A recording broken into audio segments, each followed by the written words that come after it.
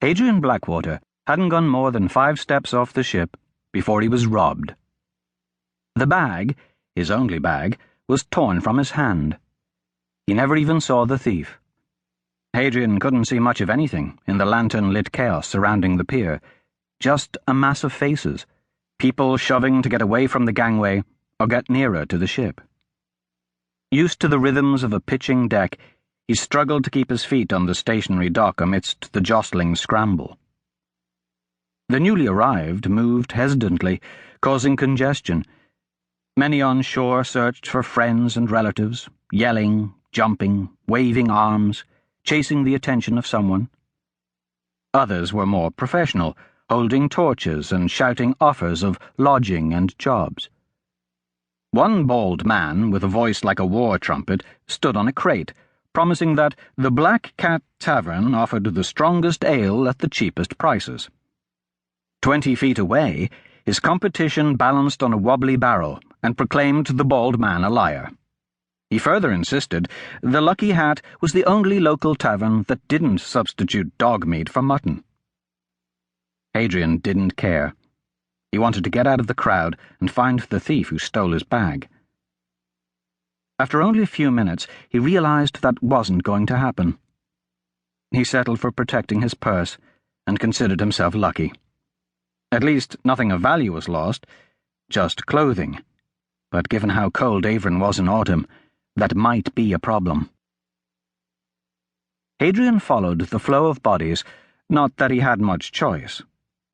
Adrift in the strong current, he bobbed along with his head just above the surface.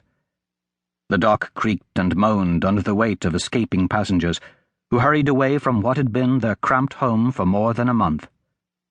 Weeks breathing clean, salt air had been replaced by the pungent smells of fish, smoke, and tar. Rising far above the dimly lit docks, the city's lights appeared as brighter points in a starlit world.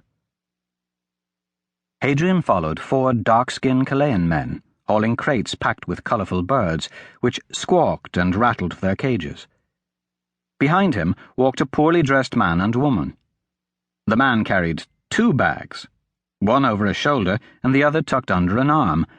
Apparently no one was interested in their belongings. Hadrian realized he should have worn something else. His Eastern attire was not only uselessly thin, but in a land of leather and wool, the bleached white linen thob and the gold-trimmed cloak screamed wealth. "Here! Over here!" The barely distinguishable voice was one more sound in the maelstrom of shouts, wagon wheels, bells, and whistles. "This way! Yes! You! Come! Come!" Reaching the end of the ramp and clearing most of the congestion, Hadrian spotted an adolescent boy. Dressed in tattered clothes, he waited beneath the fiery glow of a swaying lantern. The wiry youth held Hadrian's bag and beamed an enormous smile. "Yes, yes, you there! Please come, right over here," he called, waving with his free hand. "That's my bag!" Hadrian shouted, struggling to reach him and stymied by the remaining crowd blocking the narrow pier. "Yes, yes!" The lad grinned wider, his eyes bright with enthusiasm. "You are very lucky I took it from you, or someone would have surely stolen it." "You stole it!" "No, no, not at all. I have been faithfully protecting your most valued property." The youth straightened his willowy back, such that Hadrian thought he might salute. "Someone like you should not be carrying your own bag." Hadrian squeezed around 3 women who'd paused to comfort a crying child, only to be halted by an elderly man dragging an incredibly large trunk. The old guy, wraith-thin with bright white hair, blocked the narrow isthmus already cluttered by the mountain of bags being recklessly thrown to the pier from the ship. "What do you mean, someone like me?" Hadrian shouted over the trunk as the old man struggled in front of him. "You are a great knight, yes?" "No, I'm not."